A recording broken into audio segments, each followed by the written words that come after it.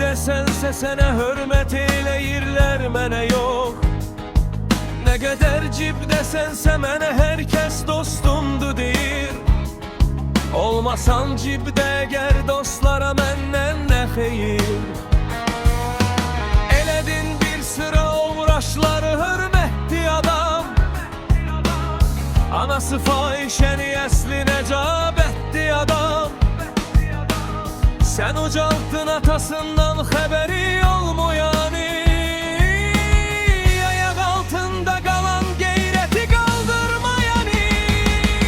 Sənin üstündə salır davanı çox qardaşlar. Sənin üçün bir-birinə düşmən olur yoldaşlar. Arxayın dur, sənə tirpaşlıq edir bəziləri. Hələ eyləyirəm söyləməyə mən nələri. Başıboşlar köməyinlə oxuyub diplom alır. Savadı ilə oxuyan yox, işi asfaltda qalır. Oldu eşək oturanlar çoxu sayəndə kişi. Dəyişib may gülün əyni başı, yol yerişi.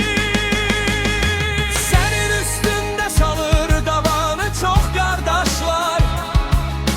Sənin üçün bir-birinə düşmən olur yoldaşlar.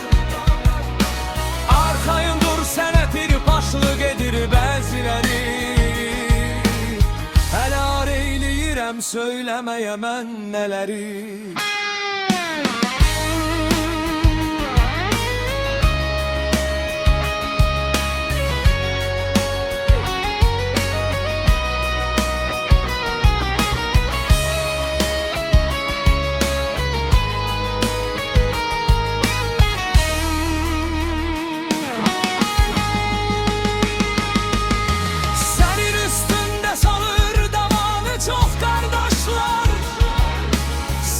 Bir-birinə düşmən olur yoldaşlar. Arxayın dur, sənə tirpaşlıq edir bəziləri. Hələ eyləyirəm söyləməyə mən nələri.